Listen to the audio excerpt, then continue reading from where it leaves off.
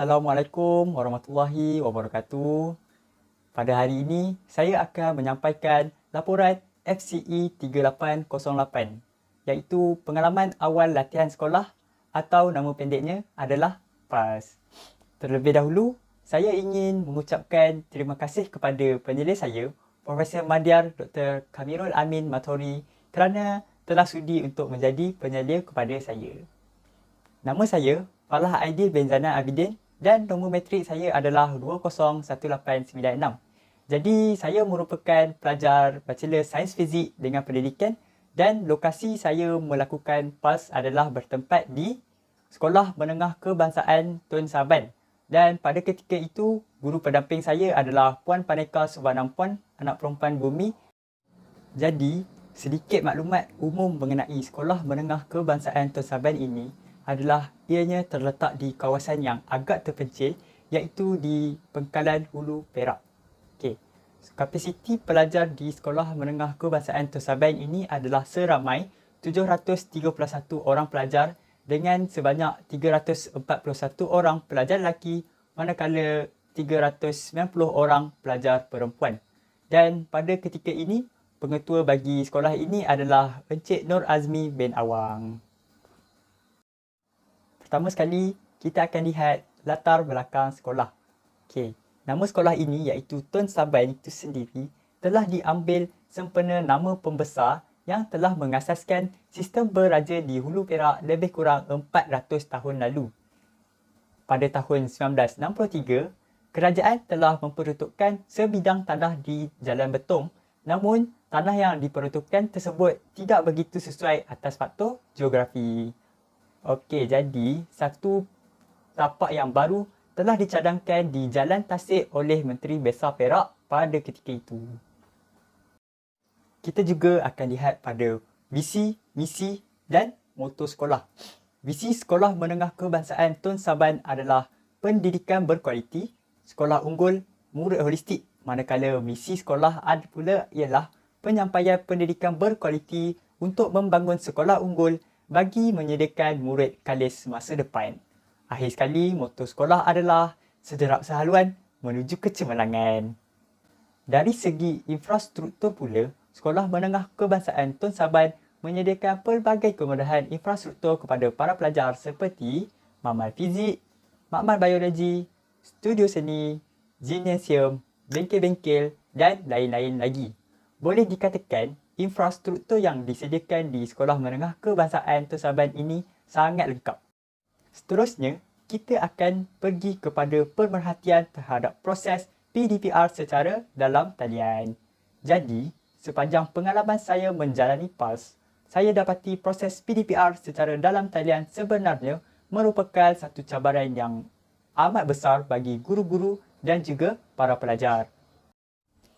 Selain itu, kelas secara virtual juga membuatkan para pelajar ini kurang fokus kerana suasana persekitaran yang kurang atau tidak memberangsangkan atas sebab-sebab seperti capaian internet yang lemah dan juga kekurangan gadget untuk digunakan semasa berlangsungnya PDPR. Seterusnya, alat bantu mengajar ABM dan juga bahan bantu mengajar BBM merupakan elemen yang amat penting bagi guru untuk memastikan proses pengajaran dan pembelajaran dapat berjalan dengan lancar kerana isi pengajaran yang disampaikan dapat diikuti dengan lebih baik oleh murid. Kebanyakan guru di Sekolah Menengah Kebangsaan Tun Saban menggunakan bahan bantu mengajar BBM secara menyeluruh seperti slide PowerPoint dan juga modul pembelajaran, manakala alat bantu mengajar ABM kurang digunakan dalam proses PDPR mereka. Menurut guru pendamping saya, beliau akan membuat persediaan awal seperti membuat rancangan pengajaran harian RPH supaya dapat mengetahui objektif pengajaran dan dapat merancang aktiviti pengajaran yang sesuai untuk dilakukan.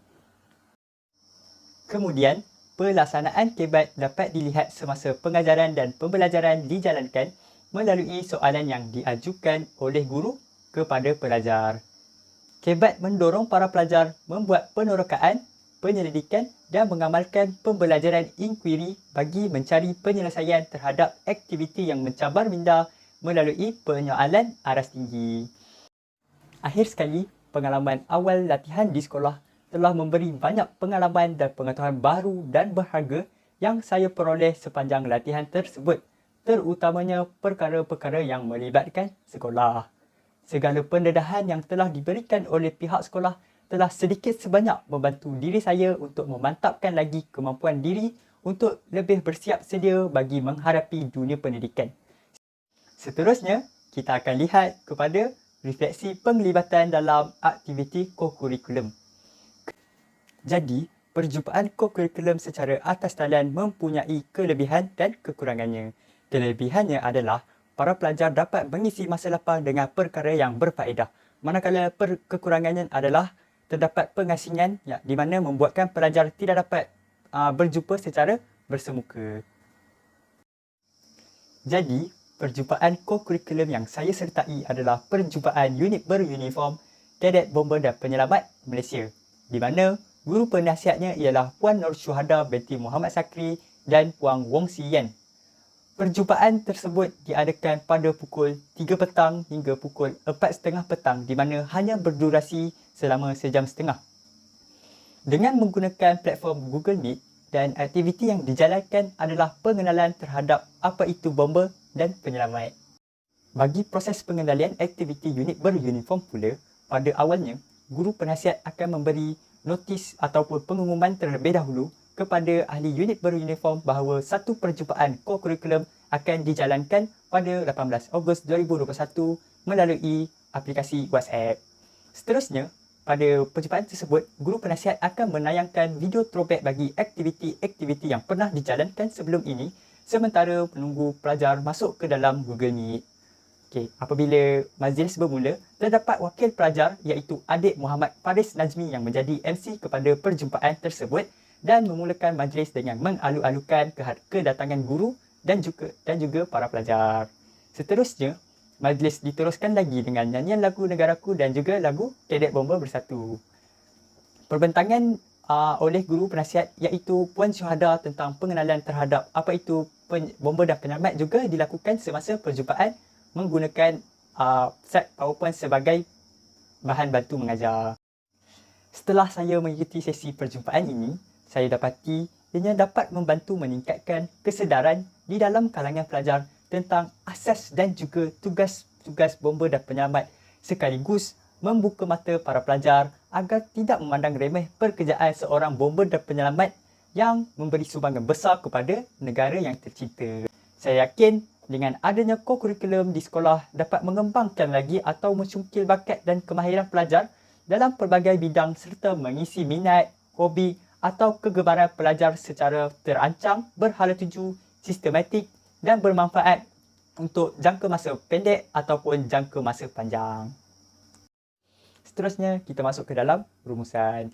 Walaupun terdapat beberapa kelemahan yang masih perlu diperbaiki oleh pihak sekolah, namun usaha dan komitmen dari setiap warga sekolah, tidak kira sama ada pelajar maupun guru, amatlah memberangsangkan. Banyak perkara baru yang saya belajar dan peroleh sepanjang saya berada di sekolah ini.